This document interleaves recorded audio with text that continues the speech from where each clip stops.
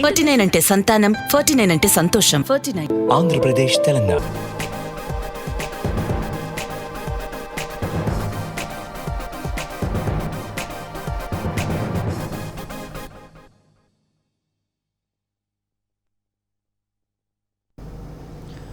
Good morning Telangana. నేను ప్రతిష. బులెటిన్ల ముందుగా headlines చూద్దాం.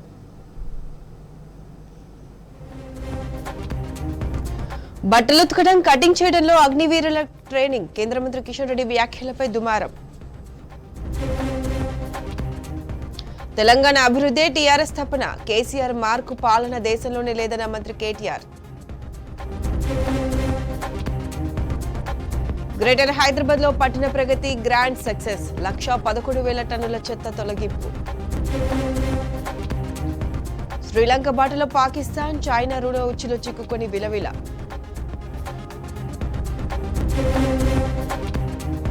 Bharat versus South Africa. ఇవాళ బెంగళూరులో చివరి T20 మ్యాచ్.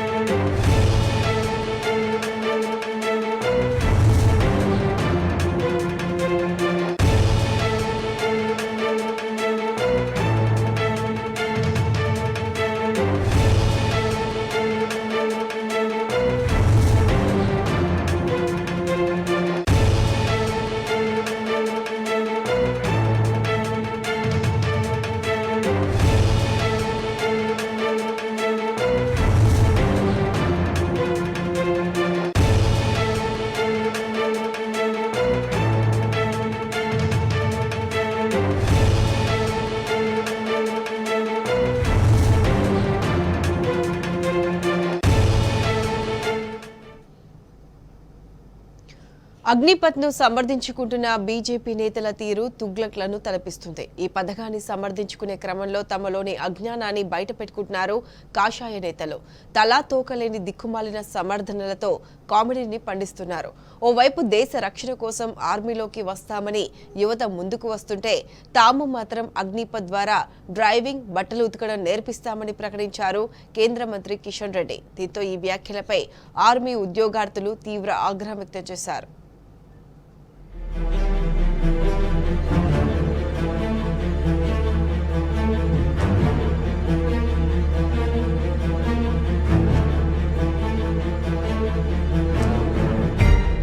చేసిందే తప్పు, అది కూడా ఏకపక్ష నిర్ణయం.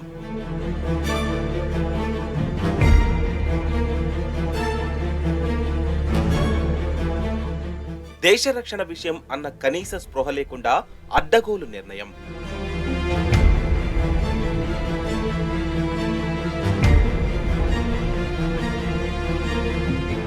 తీరా అది ఎదురు తన్నేసరికి ఇప్పుడు దిక్కుమాలిన కవరింగులు.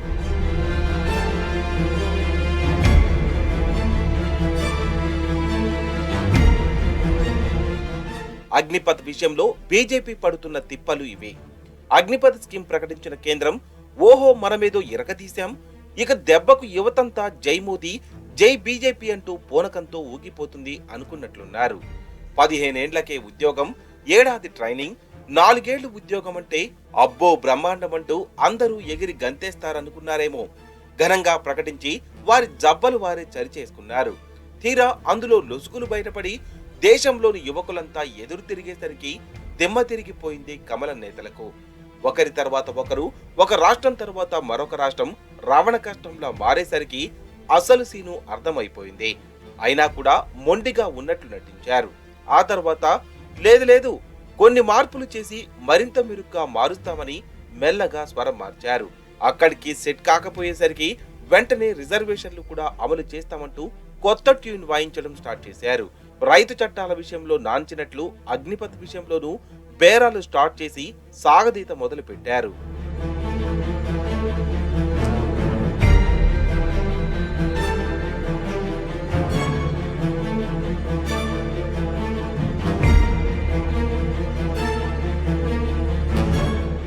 అసలు అగ్నిపథ్ అంటే ఏమిటి?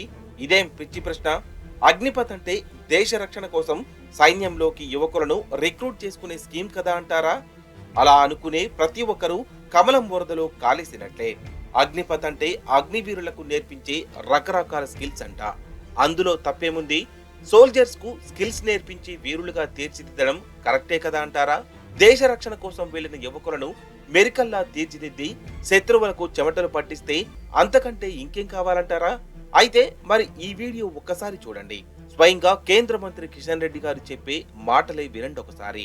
స్కిల్లింగ్ నేర్పుతాము, వాళ్ళందరూ కూడా స్కిల్లింగ్ నేర్పి స్కిల్ ఇంట్రెస్ట్ లేని వాళ్ళు అంత పనులు చేయొచ్చు. ఇంట్లో కూడా నేర్పుతాము. ఇప్పుడు మీ ఇంట్లో కూడా నేర్పడం తప్పు కాదు కదా, వేరే ఉండొచ్చు, మాత్రం ఇలా నేర్పకూడదు రూల్ ఏమైనా ఉందా?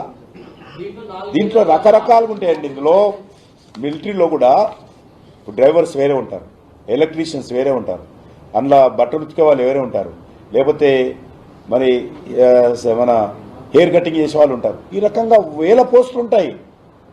అందులో కొంతమంది అందులో కూడా ఉపయోగపడుతుంది. విన్నారా? ఏంటి షాక్ అయ్యారా? అవును, మీరు విన్నది నిజమే. అగ్నిపథ్ అంటే వీరులు శూరులు అనుకున్నారేమో. అబ్బే, అదేం కాదని స్వయంగా కిషన్ రెడ్డి గారే చెప్పిన విషయం విన్నారు కదా. ఇదండి కేంద్రం వరుస. అగ్నిపథ్ వీరులకు రకరకాల స్కిల్స్ నేర్పిస్తారట. అవి ఎలాంటివంటే మిలిటరీలో డ్రైవర్లు, ఎలక్ట్రీషియన్లు, బట్టలు ఉతకడం, హెయిర్ కటింగ్ చేయడం, ఇవన్నమాట వీళ్లు నేర్పించే స్కిల్స్. అగ్నిపథ్ ద్వారా రిక్రూట్ అయిన వారిని ఈ పనులకు ఉపయోగించుకుంటారట.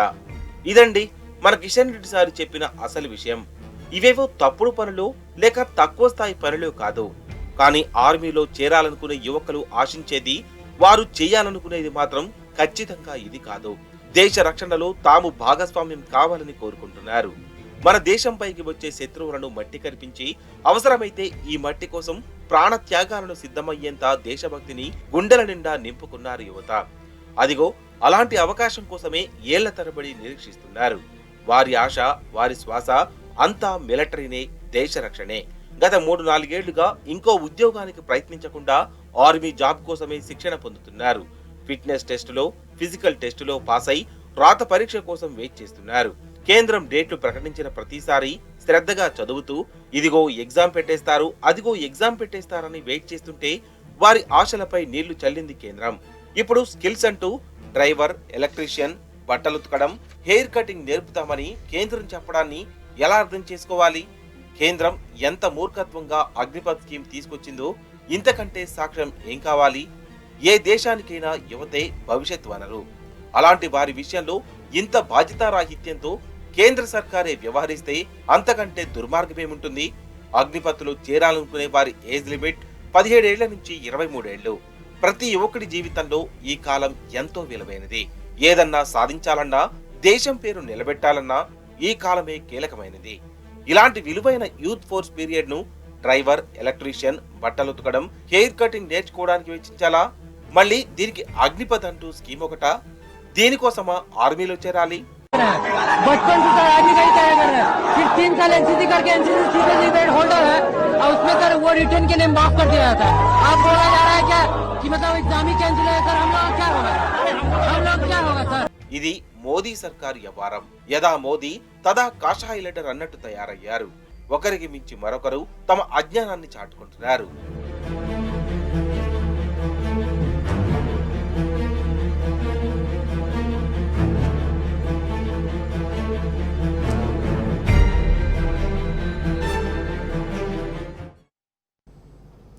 అదే సీన్, అదే ఆగ్రహం, అవే నిరసనలు. అగ్నిపథ్ పై 4వ రోజు కూడా సేమ్ సీన్ రిపీట్ అయింది. ఈ స్కీమ్ ను వెంటనే రద్దు చేయాలంటూ యువకుల నిరసనలు కంటిన్యూ అయ్యాయి. కేంద్రం తీరుకు వ్యతిరేకంగా ఆర్మీ ఉద్యోగార్థులు ఎక్కడికక్కడ నిరసనలు తెలిపారు. అటు మాజీ సైనికాధికారులు సైతం ఈ నిరసనలకు మద్దతుగా నిలిచారు. దేశ ఆర్మీ వ్యవస్థను నాశనం చేసే ఇలాంటి పథకాన్ని రద్దు చేయాలంటూ డిమాండ్ చేశారు. సైన్యంలో తాత్కాలిక నియామకానికి ఉద్దేశించిన అగ్నిపథ్ పథకం రేపిన మంటలు ఇంకా చల్లారడం లేదు. దేశవ్యాప్తంగా 4వ రోజు అగ్నిపథ్ నిరసనలు కొనసాగాయి. తమ భవిష్యత్తును కాలరాసేలా ఉన్న ఈ స్కీమును వెనక్కి తీసుకోవాలని డిమాండ్ చేస్తూ 4వ రోజు కూడా ఆర్మీ ఉద్యోగార్థులు దేశవ్యాప్తంగా నిరసనలు కొనసాగించారు. 16 రాష్ట్రాల్లోని 50కి పైగా ప్రాంతాల్లో ఆందోళనలు జరగగా పలుచోట్ల హింసాత్మకంగా మారాయి.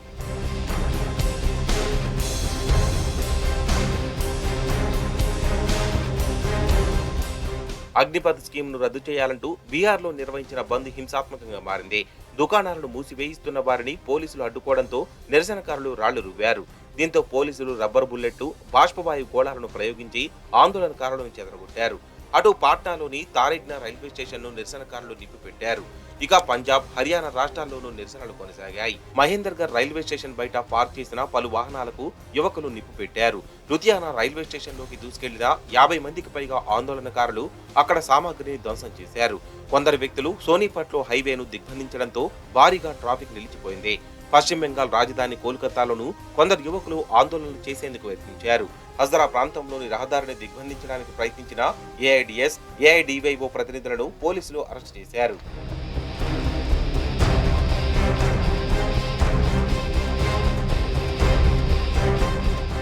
ఇక బీజేపీ పాలిత రాష్ట్రాల్లో నిరసనలు ఉవ్వెత్తున ఎగిసిపడుతున్నాయి. యూపీలోని కన్నౌజ్, మీరట్, జౌన్పూర్, లక్నో ప్రాంతాల్లో నిరసనలు ఉధృతంగా జరిగాయి. జౌన్పూర్లో నిరసనలు హింసకు దారితీశాయి. ఆందోళనకారులు ఒక పోలీస్ జీపుతో పాటు ఉత్తరప్రదేశ్ రోడ్వేస్ కు చెందిన బస్సుకు నిప్పు పెట్టారు. మీరట్లో ఆప్, ఆర్ఎల్డీ కార్యకర్తలు ధర్నాకు దిగగా పోలీసులు వారిపై కేసులు నమోదు చేశారు. అటు కర్ణాటకలోని ధర్వాడ్లో అగ్నిపథ్కు వ్యతిరేకంగా యువకులు భారీ ఎత్తున నిరసన చేపట్టారు. ఆందోళనకారులపై లాఠీచార్జ్ చేసిన పోలీసులు పలువురిని అదుపులోకి తీసుకున్నారు. మరోవైపు జమ్మూ కాశ్మీర్, శ్రీనగర్, ఒడిశా, గుజరాత్, రాజస్థాన్, కేరళ, మధ్యప్రదేశ్, అస్సాం రాష్ట్రాల్లో కూడా భారీ ఎత్తున నిరసనలు జరిగాయి. వందలాది మంది యువకులు రోడ్లపైకి చేరుకుని అగ్నిపథ్కు వ్యతిరేకంగా నినాదాలు చేశారు. ఈ పథకాన్ని వెంటనే రద్దు చేయాలంటూ నినాదాలు హోరెత్తించారు. కేంద్ర ప్రభుత్వానికి వ్యతిరేకంగా నినాదాలు చేస్తూ వేలాది మంది యువకులు తమ నిరసనను వ్యక్తం చేశారు.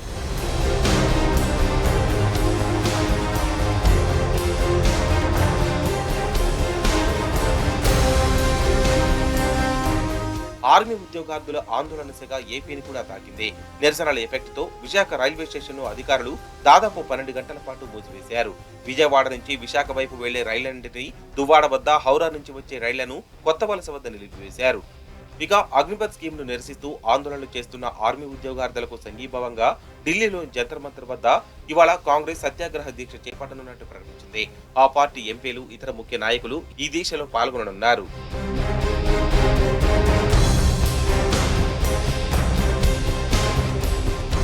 అగ్నిపథ్ స్కీమ్ ను వెనక్కి తీసుకోవాలని డిమాండ్ చేస్తూ రాజస్థాన్ మంత్రి మండలి ఓ తీర్మానాన్ని ఆమోదించింది. సీఎం అశోక్ గెహ్లట్ నివాసంలో జరిగిన భేటీలో ఈ తీర్మానానికి ఆమోదం లభించినట్లు ప్రభుత్వం ఓ ప్రకటనలో వెల్లడించింది. ఇకపై ఏదైనా స్కీమును ప్రవేశపెట్టాలనుకుంటే ముందుగా అన్ని వర్గాలతో చర్చలు జరపాలని కేంద్రానికి గెహ్లట్ హితవు పలికారు. మరోవైపు అగ్నిపథ్ స్కీమ్ బీజేపీ మిత్రపక్షాల మధ్య చిచ్చు పెడుతుంది. బీహార్లో బీజేపీ, జేడీయూ మధ్య ఈ పథకం అగ్గిరాజేసింది. కొందరు యువకులు బీహార్ బీజేపీ చీఫ్ సంజయ్ జైస్వాల్ ఇంటిని ధ్వంసం చేశారు.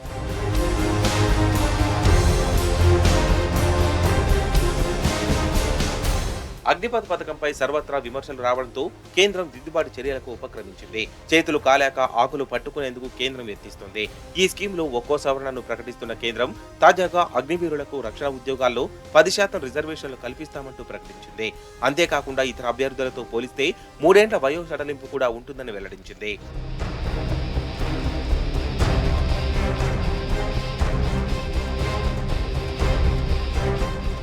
కేంద్రం తీసుకొచ్చిన అగ్నిపథ్ పథకంపై మాజీ సైనికాధికారులు మండిపడుతున్నారు. భారత ఆర్మీ వ్యవస్థను నాశనం చేసే ఇలాంటి పథకాలు ఎలా తీసుకొస్తారంటూ Kargil hero retired major general GD Bakshi ఆశ్చర్యం వ్యక్తం చేశారు. భారత ఆర్మీ వ్యవస్థను షార్ట్ టర్మ్ గా మార్చే ఇలాంటి విధానాన్ని అమలు చేయవద్దని డిమాండ్ చేశారు. అసలు అగ్నిపథ్ తోనే అనేక ప్రతికూల ప్రభావాలు ఉన్నాయని, ఆర్మీలో కల్లోలాన్ని సృష్టించే నిర్ణయం ఇదని మండిపడ్డారు. దేశ భద్రత విషయంలో ఇది ఒక ప్రమాదకర చర్యగా మారుతుందని హెచ్చరించారు. శిక్షణ పొందిన అభ్యర్థులు 4 ఏళ్ల తర్వాత ఉగ్రవాదులుగా మారితే ఎలా అంటూ కేంద్రాన్ని ప్రశ్నించారు. కేంద్రం ఇప్పటికైనా మేల్కొని అగ్నిపథ్ను రద్దు చేయాలని హితవు పలికారు retired major general GD Bakshi. రాష్ట్రంలో కొలువుల జాతర కొనసాగుతుంది. అసెంబ్లీ సాక్షిగా సీఎం కేసీఆర్ సార్ ఇచ్చిన హామీని అమలు చేస్తున్నారు. 80,039 ఉద్యోగాలు భర్తీ చేస్తామని చెప్పారు.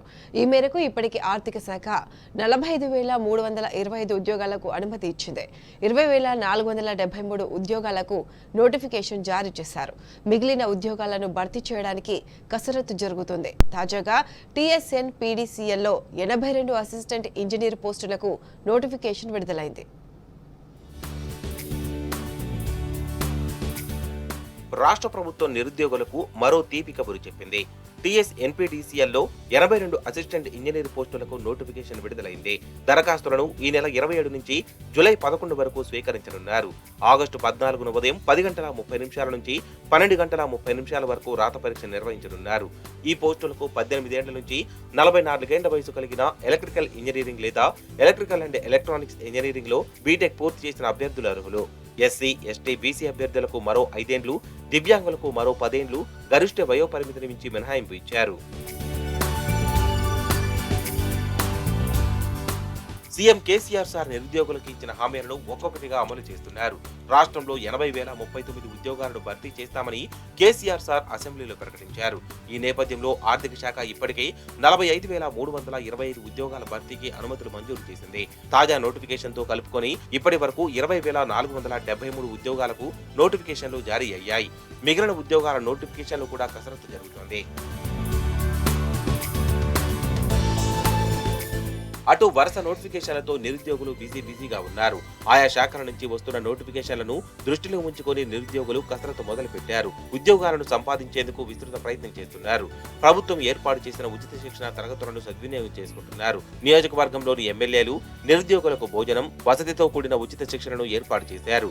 నిపుణులైన అధ్యాపకులచే నిరుద్యోగులకు ఆయా సబ్జెక్టుల్లో శిక్షణ ఇస్తున్నారు. ప్రభుత్వం చేస్తున్న కృషికి నిరుద్యోగులు కృతజ్ఞతలు చెబుతున్నారు.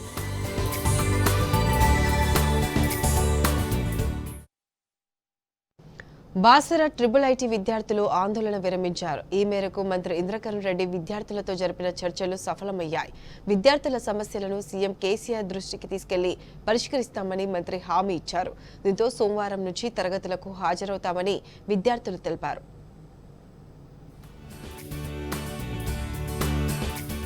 బాసర ట్రిపుల్ ఐటీ విద్యార్థులతో మంత్రులు, అధికారులు జరిపిన చర్చలు సఫలమయ్యాయి. సోమవారం నుంచి విద్యార్థులు తరగతులకు హాజరు కానున్నారు. సమస్యల పరిష్కారం కోసం విద్యార్థులు 5 రోజులుగా ఆందోళనకు దిగారు. ఈ నేపథ్యంలో మంత్రి ఇంద్రకరణ్ రెడ్డి, ఉన్నత విద్యామండలి vice chairman Venkataramana, MLA Vittal Reddy, collector Musharraf Ali Farooqui, triple IT director Satish Kumar, SP Praveen Kumar student activity సెంటర్లో విద్యార్థులతో చర్చలు జరిపారు. విద్యార్థుల డిమాండ్లను ఒక్కొక్కటిగా పరిష్కరిస్తామని చెప్పారు మంత్రి ఇంద్రకరణ్ రెడ్డి. కాగా తమ డిమాండ్లను నెరవేరుస్తామని విద్యాశాఖ మంత్రి సవితా ఇంద్రారెడ్డి కేటీఆర్ ట్విట్టర్ వేదికగా హామీ ఇవ్వాలని విద్యార్థులు కోరారు. అయితే ప్రభుత్వం తరపున తాము హామీ ఇస్తున్నామని, కానీ కొన్ని డిమాండ్లకు సమయం పడుతుందని మంత్రి చెప్పారు. వీసీ నియామకానికి RGUKET 18వ చట్టం వల్ల సాంకేతిక సమస్య ఉంది. అందుకే కొత్త డైరెక్టర్ నియమించామన్నారు. క్యాంపస్ లో ఉండి అన్ని సమస్యలను డైరెక్టర్ పరిష్కరిస్తారు. ఎలాంటి సమస్య వచ్చినా డైరెక్టర్ కి తెలియజేయాలని మంత్రి ఇంద్రకరణ్ రెడ్డి సూచించారు. బాసర విద్యార్థులు ఎండలో ఎండుతూ, వానలో తడుస్తూ నిరసన తెలపడం చూస్తే ఓ తల్లిగా బాధేస్తుందని అన్నారు విద్యాశాఖ మంత్రి సబితా ఇంద్రారెడ్డి. విద్యార్థుల భవిష్యత్ తమ ప్రభుత్వానిదే బాధ్యత అని పేర్కొన్నారు. యూనివర్సిటీలు ఎప్పటికీ రాజకీయాలు వేదిక కావద్దని చెప్పారు. ఇది మీ ప్రభుత్వమని, సమస్యల కోసం అనునిత్యం ఆలోచించే ప్రభుత్వం అని చెప్పారు మంత్రి సబితా ఇంద్రారెడ్డి. అటు నాణ్యమైన విద్యను అందించేందుకు కృషి చేయనున్నట్లు ఉన్నత విద్యా మండలి వైస్ చైర్మన్ వెంకటరమణ చెప్పారు. వివిధ ఐటీల్లోని ప్రొఫెసర్లతో ఆన్లైన్ తరగతులు నిర్వహించేలా చూస్తామన్నారు. అలాగే వివిధ కాలేజీల్లోని ప్రొఫెసర్లతో తరగతులు కూడా చెప్పిస్తామన్నారు. లైబ్రరీతో పాటు PUC తరగతులు నిర్వహించే గదులను రెనోవేషన్, నీటి, కరెంటు సమస్యను త్వరగా పరిష్కరిస్తామని వివరించారు. ఇక ట్రిపుల్ ఐటీ ఏవో రాజేశ్వరరావును తొలగిస్తూ వైస్ ఛాన్సలర్ రాహుల్ బొజ్జా ఆదేశాలు జారీ చేశారు.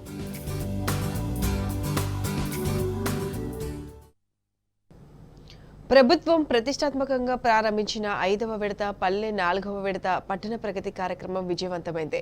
పల్లె పట్టణ ప్రగతి కార్యక్రమంలో మంత్రులతో సహా ప్రజాప్రతినిధులు, ప్రజలు ఉత్సాహంగా పాల్గొని స్థానిక సమస్యలను పరిష్కరించారు. ఈ నెల 2వ తేదీ నుండి 18వ తేదీ వరకు జరిగిన పల్లె ప్రగతిని కేవలం 15 రోజుల కార్యక్రమంగా మాత్రమే చూడొద్దని, ఇది ఒక నిరంతర ప్రక్రియగా చూడాలని సూచించారు.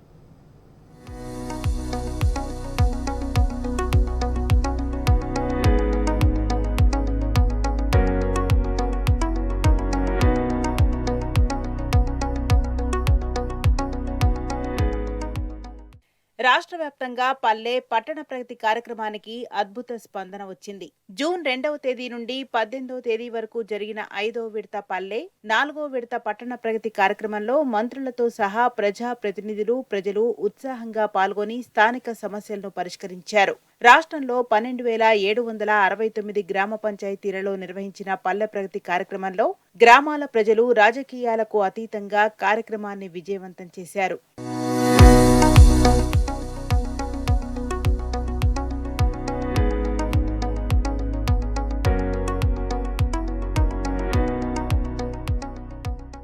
పల్లె ప్రగతి కార్యక్రమంలో భాగంగా రాష్ట్రంలోని గ్రామీణ ప్రాంతంలో 63,000 కిలోమీటర్ల పొడవైన రోడ్డును, 36,000 కిలోమీటర్ల పొడవైన మురుగు కాలువలను, 80,405 పబ్లిక్ ఇన్స్టిట్యూషన్లను తుడిచి శుభ్రపరిచారు.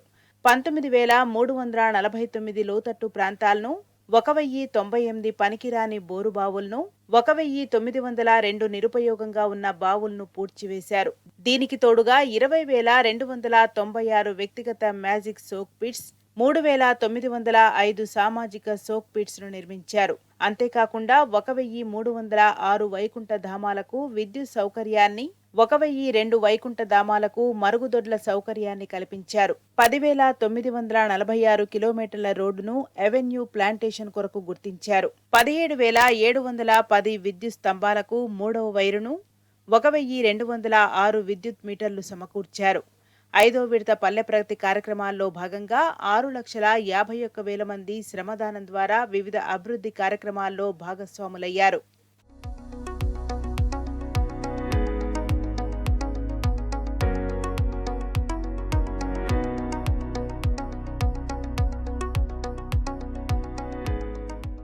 మృతులకు గౌరవప్రదమైన అంతిమ సంస్కారాలు నిర్వహించడానికి 10 గ్రామ పంచాయతీలు మినహా అన్ని గ్రామ పంచాయతీలో వైకుంఠ ధామాలు ఏర్పాటు చేశారు.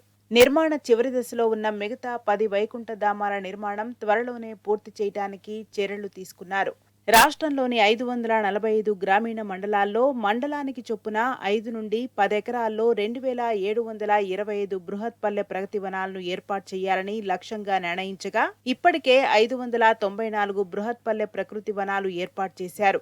మిగిలిన బృహత్ పల్లె ప్రకృతి వనాలు పురోగతిలో ఉన్నాయి. నెల రోజుల్లో బృహత్ పల్లె ప్రకృతి వనాల నిర్మాణానికి చర్యలను చేపట్టారు. 5 ఏళ్లుగా పల్లె ప్రగతి నిర్వహిస్తుండటంతో రాష్ట్ర వ్యాప్తంగా అన్ని గ్రామాల్లో అనేక మార్పులు వచ్చాయి. కేంద్రం ఏ అవార్డులు ప్రకటించినా వాటిలో రాష్ట్రానికి చెందిన గ్రామాలే అత్యధికంగా ఉంటున్నాయి. దేశంలో మొత్తం 67,044 గ్రామాలు ఓడిఎఫ్ ప్లస్ గా ప్రకటించగా అందులో 17,764 గ్రామాలు తెలంగాణ గ్రామాలే ఉన్నాయి. తెలంగాణలోని 10 గ్రామాలు దేశంలో ఉన్న అన్ని గ్రామాలలో మొదటి 10 గ్రామాలు ఉత్తమ గ్రామాలుగా అభివృద్ధికి అవార్డులుగా ప్రకటించబడ్డాయి. అదేవిధంగా దేశంలోని మొదటి 20 ఉత్తమ గ్రామాలలో 19 గ్రామాలు తెలంగాణ రాష్ట్రానికి చెందిన గ్రామాలే. ఇది పల్లె ప్రగతి సాధించిన ఘన విజయం.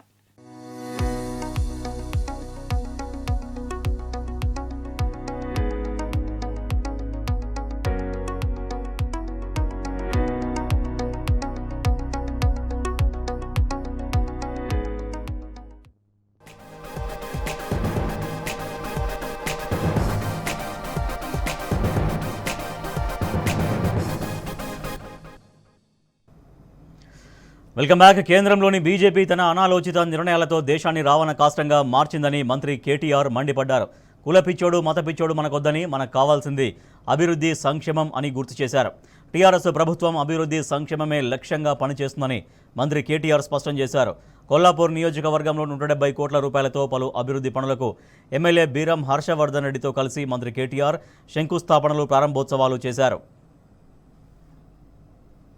ప్రతి పేదవాడి ముఖంలో చిరునవ్వు చూడాలి, ప్రతి అవ్వకు ప్రతి తాతకు పెన్షన్ అందాలనే ఉద్దేశంతో 10,000 కోట్ల రూపాయలు ఒక్క పెన్షన్లకే ఖర్చు పెడుతున్నది కేసీఆర్ ప్రభుత్వం.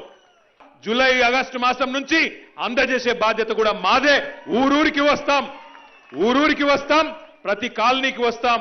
ఎక్కడ అర్హులుంటే అక్కడనే ఆన్ ద స్పాట్ పెన్షన్ ఇచ్చే కార్యక్రమం కూడా తొందరలో ప్రారంభం కాబోతుంది. ఎవరు బాధపడే అవసరం లేదు.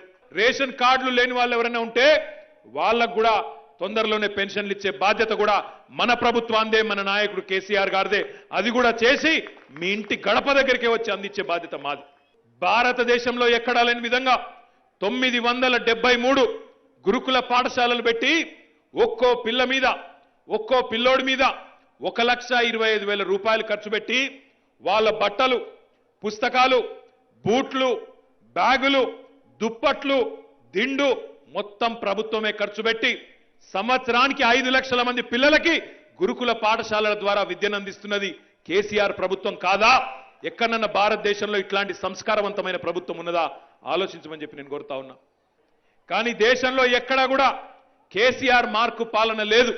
ఎందుకంటున్నా ఈ మాట అంటే, ఆ డిగ్రీ చదివిన పిల్లనో ఇంజనీరింగ్ చదివిన అబ్బాయో నేను ఈ దేశంలో కాదు విదేశంలో చదువుకుంటానంటే అంబేద్కర్ ఓవర్సీస్ స్కాలర్షిప్ పేరు మీద, మహాత్మా జ్యోతిబా ఫూలే స్కాలర్షిప్ పేరు మీద విదేశీ విద్య కోసం కూడా 20 లక్షల రూపాయలు ఇస్తున్న ఏకైక ముఖ్యమంత్రి, ఏకైక ప్రభుత్వం కేసీఆర్ ప్రభుత్వం మాత్రమే.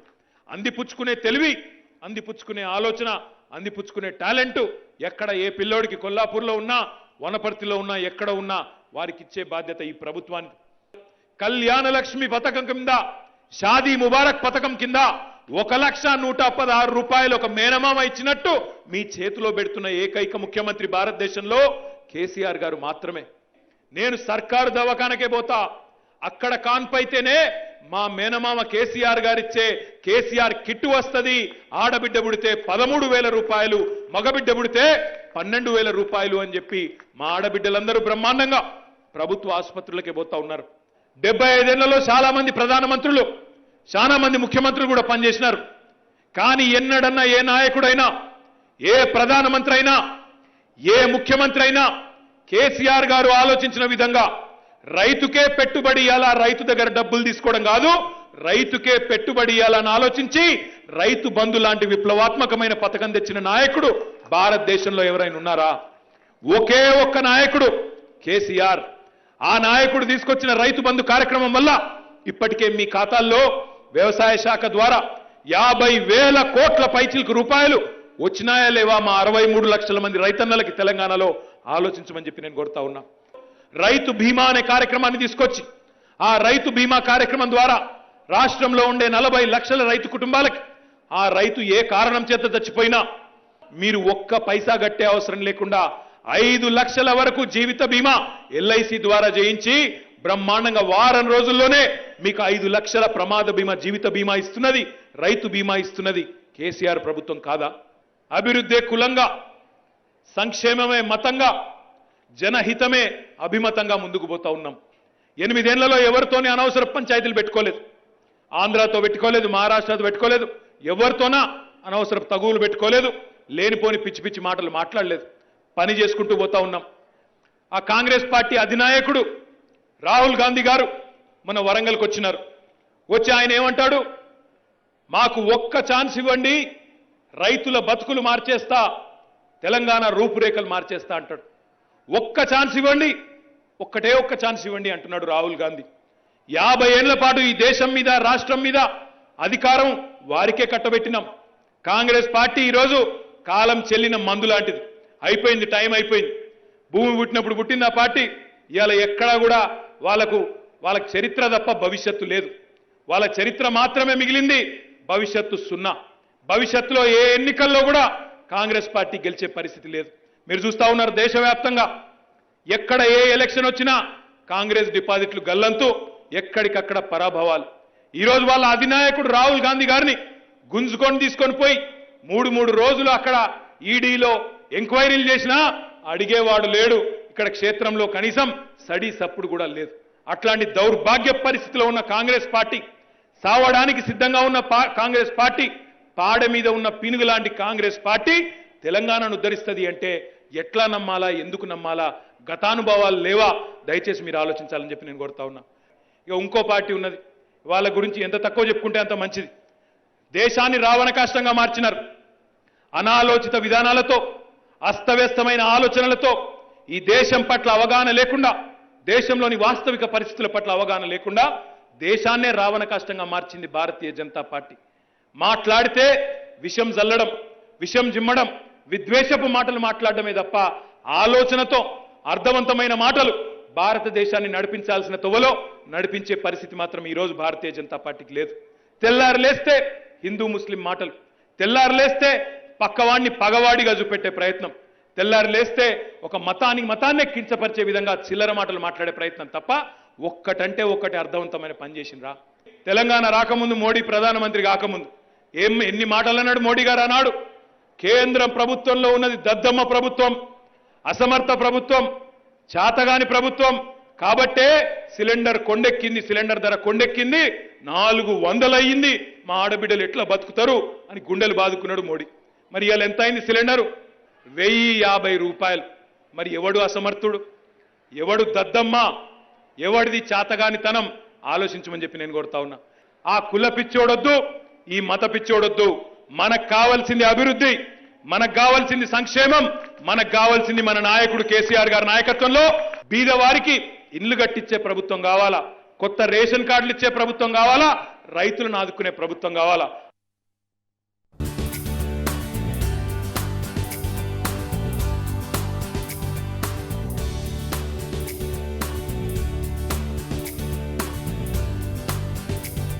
సర్కార్ బడంటే ఒకప్పుడు చిన్న చూపుండేది. నాణ్యమైన బిల్డింగ్లు, వస్తువులు లేక, చదువు చెప్పే సార్లు లేక విద్యార్థులు తీవ్ర ఇబ్బందులు పడేవారు. కానీ స్వరాష్ట్రంలో సర్కార్ బడి స్వరూపమే సమూలంగా మారిపోతుంది. నేడు సర్కార్ బడి అంటే విద్యార్థుల భవిష్యత్తుకు అద్భుతమైన వారధి, నాణ్యమైన టీచింగ్ తో పాటు మౌలిక సదుపాయాలకు నిలయం. ఈ ఏడాది ప్రభుత్వం మన ఊరు మనబడి అనే ప్రతిష్టాత్మక కార్యక్రమం మొదలుపెట్టడంతో ప్రతి స్కూల్ కార్పొరేషన్ స్కూళ్లను తలపించేలా ముస్తాబవుతున్నాయి. ఇందుకోసం 7,000 కోట్ల రూపాయలకు పైగా నిధులు ఖర్చు చేస్తుండటంతో రాష్ట్రంలోని ప్రతి బడి అద్దంలా మెరవబోతోంది.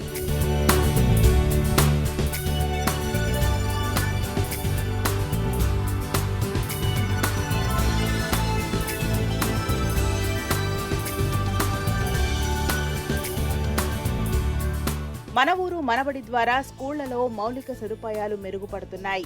ఆకర్షణీయమైన తరగతి గదులతో పాటు డైనింగ్ హాల్స్, స్వచ్ఛమైన డ్రింకింగ్ వాటర్, కిచెన్ షెడ్డు, అధునాతన టాయిలెట్స్, ప్రతి క్లాస్ రూమ్ కు fan, green chalk boards, digital class rooms, computers, lab, study rooms ఏర్పాటు చేస్తోంది.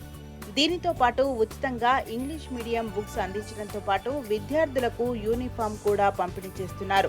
మన ఊరు మనబడి కార్యక్రమం సక్సెస్ అవుతుండగా ఇటు విద్యార్థుల సంఖ్యను పెంచేందుకు బడిబాట కార్యక్రమాన్ని రూపకల్పన చేసింది ప్రభుత్వం. ఇటు కార్పొరేట్ స్కూళ్లకు మాత్రమే పరిమితమైన ఇంగ్లీష్ మీడియంను ప్రభుత్వ పాఠశాలలో కూడా బోధించేలా చర్యలు తీసుకుంది. ప్రభుత్వం ఏర్పాటు చేసినటువంటి కార్యక్రమం మన ఊరు మన బడి కార్యక్రమంలో మేము ఇంటింటి కార్యక్రమాన్ని కూడా నిర్వహించుకున్నాం. మా సర్పంచ్ గారి ఆధ్వర్యంలో మా ప్రధానోపాధ్యాయులు బాలరెడ్డి గారు ఈ పాఠశాలలో 15లో వచ్చి అత్యంతంగా కృషి చేస్తూ ఉన్నారు.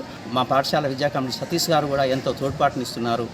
ఈ తోడ్పాటు వల్ల విద్యార్థుల సంఖ్య పెరిగేటువంటి అవకాశం ఉంది. ఇంగ్లీష్ మీడియం ప్రవేశపెట్టడం వల్ల గ్రామాల్లో ఉండేటువంటి పేద పిల్లలకి చాలా ఉపయోగపడుతుంది. లక్షలు వేలు కట్టి బయటికి పోయేటువంటి పేద పిల్లలందరికీ కూడా ఇది ఒక కల్పతరువుగా ఉంటుందని, అక్కడ ఉండేటువంటి పేద పిల్లలందరికీ ఇది ఒక మంచి అవకాశంగా భావిస్తామని మేము భావిస్తున్నాం. మా పాఠశాల ప్రొఫెసర్ జయశంకర్ గారి బడి బాట ఆ కార్యక్రమంలో మా పాఠశాలలో ఉన్నటువంటి ఉపాధ్యాయుల మొత్తం చుట్టుపక్కల గ్రామాలకు వెళ్ళి విద్యార్థులను మోటివేట్ చేసి వాళ్ళను మా పాఠశాలలో చేర్పించమని వాళ్ళ తల్లిదండ్రులను కోరడం జరిగింది. ఇప్పుడు కూడా వాళ్ళు ఈ సంవత్సరం ఇప్పటి వరకు 50 దాకా అడ్మిషన్లు తీసుకోవడం జరిగింది. ఇంకా వాళ్ళు రావడానికి సున్నితంగా ఉన్నారు. ఎందుకంటే ఇప్పుడు ప్రైవేట్ పాఠశాలలకు ధీటుగా మోత్కూరు హై స్కూల్లో ప్రభుత్వ పాఠశాలలో బాగా చదువు చెప్తున్నారనేటటువంటిది వాళ్ళ కాన్సెప్ట్ వాళ్ళకి వెళ్ళిన తర్వాత వాళ్ళు ప్రైవేట్లో చదివే పిల్లలు కూడా మా పాఠశాలలకు వచ్చి జాయిన్ అవుతున్నారు. కాబట్టి ఇక్కడ ప్రభుత్వం తీసుకున్నటువంటి నిర్ణయం బడిబాట ఏదైతుందో మాకు బాగా ఉపయోగపడింది. 8వ తరగతి వరకు ఇంగ్లీష్ మీడియం బోధన ప్రభుత్వ స్కూళ్లలో విప్లవం సృష్టిస్తోంది. పైసా ఖర్చు లేకుండా ఉచితంగా ఇంగ్లీష్ మీడియం విద్యను అందిస్తుండటంతో తల్లిదండ్రులు కూడా ప్రైవేట్ స్కూళ్లను కాదని సర్కార్ బడిలో తమ పిల్లలను చేర్పించేందుకు ఆసక్తి చూపిస్తున్నారు. ఇటు గ్రామాల్లో డ్రాపౌట్ల సంఖ్యను తగ్గించేందుకు ఉపాధ్యాయులు ప్రొఫెసర్ జయశంకర్ బడిబాట కార్యక్రమంతో ప్రజల్లోకి వెళ్తున్నారు. ప్రత్యేకంగా చొరవ తీసుకుని ఇంటింటికి వెళ్లి తల్లిదండ్రులను కలుస్తున్నారు. పిల్లలను స్కూల్ కు పంపించడం వల్ల కలిగే ఉపయోగాలను వివరిస్తూ వారిని చైతన్యపరుస్తున్నారు. ప్రభుత్వ పాఠశాలలో 6 నుంచి 8 తరగతులకు ఇంగ్లీష్ మీడియం కొత్తగా ప్రవేశపెట్టడం జరిగింది. దీనికి స్పందన బాగుంది. ప్రైవేట్ స్కూల్ నుంచి కూడా పిల్లలు ఇంగ్లీష్ మీడియం పెట్టడం వల్ల అక్కడి నుంచి కూడా ఆకర్షితులై ప్రభుత్వ పాఠశాలలో జాయిన్ అవుతున్నారని ఈ సందర్భంగా తెలియజేస్తున్నాను. విద్యార్థులకు ఉపయోగంగా ఉంటుందని నా యొక్క ఉద్దేశము. ప్రభుత్వం ఈ సంవత్సరం కొత్తగా 2వ తరగతి నుంచి 8వ తరగతి వరకు ఇంగ్లీష్ మీడియం ఇంప్లిమెంట్ చేస్తున్నది. ఇది చాలా మన ప్రభుత్వ స్కూళ్ళలో చదువుతున్నటువంటి పేద పిల్లలకి చాలా ఉపయోగకరమైనటువంటి ప్రోగ్రాం ఇది. ఇంతకుముందు మన గవర్నమెంట్ స్కూళ్ళలో ఇంగ్లీష్ మీడియం లేకపోవడం వల్ల చాలామంది పిల్లల తల్లిదండ్రులు కూడా కొద్ది ప్రైవేట్ స్కూల్ వైపు అటువైపు యాజమాన్యాన్ని ప్రోత్సహించడం జరిగింది. ఇక ఇప్పుడు మనకి ప్రభుత్వం మన గవర్నమెంట్ స్కూళ్ళలో కూడా ఇంగ్లీష్ మీడియం పెట్టడం వల్ల పిల్లలు కూడా భవిష్యత్తులో పోటీ ప్రపంచంలో ఇంగ్లీష్ అనేది చాలా ఉపయోగంగా ఉంటుంది. భవిష్యత్తులో కూడా తల్లిదండ్రులు వాళ్ళ పిల్లల్ని మన స్కూల్లో తోలి వాళ్ళ పిల్లల్ని ఇక్కడ చదివించుకొని భవిష్యత్తులో ఈ ప్రభుత్వ పథకాలను ఉపయోగించుకుంటూ చేస్తే చాలా బాగుంటుందని చెప్పి నా యొక్క నమ్మకం. ఈ ఏడాదిలో ఉమ్మడి నల్గొండ జిల్లాలోని ప్రభుత్వ పాఠశాలల్లో 1వ తరగతి నుంచి 10వ తరగతి వరకు 6,000 మందికి పైగా విద్యార్థులు అడ్మిషన్స్ పొందారు. ఫీజుల భారం భరించలేక ఎక్కువ మంది తల్లిదండ్రులు తమ పిల్లలను సర్కార్ బడికి పంపుతున్నారు. ఇప్పుడిప్పుడే స్కూల్స్ ప్రారంభమవుతుండటంతో ఈ ఏడాదిలో కొత్త అడ్మిషన్ల సంఖ్య మరో 6,000ను దాటే అవకాశం కూడా ఉందని విద్యాశాఖ అధికారులు చెబుతున్నారు. ఇటు ప్రభుత్వ బడులను మార్చాలనే ఉద్దేశంతో సర్కార్ తీసుకుంటున్న చర్యలపై ఉపాధ్యాయులు హర్షం వ్యక్తం చేస్తున్నారు. ఇంత మంచి కార్యక్రమాన్ని రూపొందించిన సీఎం కేసీఆర్ కు ధన్యవాదాలు చెబుతున్నారు. మన బస్తి మన బడి అనే ప్రోగ్రామ్ ఏర్పాటు చేసి ఒక్కొక్క పాఠశాలకు కొన్ని లక్షల రూపాయలు కేటాయిస్తుంది. కాబట్టి ప్రభుత్వానికి చాలా కృతజ్ఞతలు చెప్తున్నాము. ఎందుకంటే ఒక అధునాతనంగా పాఠశాల తయారైనట్టయితే విద్యార్థులు కూడా ఆనందంగా ప్రైవేట్ స్కూల్స్ నుంచి ప్రభుత్వ పాఠశాలకు ముందంజలో ఉంటారు. అక్కడ ఎక్కువ ఫీజులు కట్టలేక ప్రభుత్వ పాఠశాలలో అన్ని సదుపాయాలు కల్పించి వాళ్ళకి మంచి నాణ్యమైన విద్యను బోధించడానికి మరి మేమందరం కూడా సిద్ధంగా ఉన్నాము. ప్రభుత్వానికి చాలా కృతజ్ఞతలు. ఇలాంటి ఎన్నో స్కూల్స్ మనం బాగుపడినట్టయితే విద్యార్థులు దేశ భావి భారత పౌరులుగా తీర్చిదిద్దబడతారు. తల్లిదండ్రులు చాలా సంతోషపడుతున్నారు. ఈరోజు ప్రోగ్రాంల నిర్వహణ కార్యక్రమంలో తల్లిదండ్రులు అడ్మిషన్ కొరకు వచ్చినప్పుడు వాళ్ళతో కూడా మీటింగ్ పెట్టేసేసి వాళ్ళకి అన్ని విషయాలు చెప్తాం. మంచి ప్రోగ్రాం అండి. ఇది సందర్భంగా మేము ప్రభుత్వానికి కృతజ్ఞతలు తెలియజేస్తున్నాం. ఎందుకంటే ఇంతకుముందు కొన్ని సమస్యలు ఉండేది, చాలా అభివృద్ధి జరుగుతుంది స్కూల్లో. తర్వాత ఒకటి ఇప్పుడు ఇంగ్లీష్ మీడియం పెడుతున్నారు కాబట్టి అలా మా స్ట్రెంత్ చాలా పెరుగుతుంది. తర్వాత ఎన్రోల్మెంట్ డ్రైవ్లో కూడా చుట్టుపక్కల ఊర్లు దర్వేశ్వరము, పర్వతగిరి అలా తిరిగి వచ్చారు మా టీచర్స్ అందరూ. అందులో కూడా సుముఖత చూపించారు మా స్కూల్లో జాయిన్ కావడానికి. తల్లిదండ్రులు కూడా చాలా సంతోషంగా ఉన్నారు. ఎందుకంటే మన దగ్గర ట్రైన్డ్ టీచర్స్ ఉన్నారు. మంచి వాళ్ళ సేవలను వినియోగించుకొని మంచి అభివృద్ధిలో చెందుతారని కోరుకుంటున్నాను. సీఎం కేసీఆర్ తీసుకున్న అతి గొప్ప నిర్ణయాల్లో మన ఊరు మనబడి కార్యక్రమం ఒకటని స్కూల్ టీచర్లు ప్రశంసలు కురిపిస్తున్నారు. మూలన పడ్డ ప్రభుత్వ బడులకు జీవం పోసేలా ఈ కార్యక్రమం కొనసాగుతోందని అన్నారు. అలాగే ఇంగ్లీష్ మీడియం కూడా ప్రవేశపెట్టడం వల్ల స్కూళ్లలో విద్యార్థుల సంఖ్య క్రమంగా పెరుగుతోందని, రానున్న రోజుల్లో మరింత మంది చేరే అవకాశం ఉందని ధీమా వ్యక్తం చేస్తున్నారు.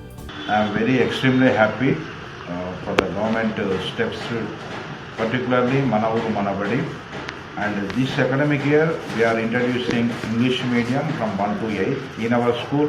6 to 8 already English medium is there, but more admissions we are getting because of government steps.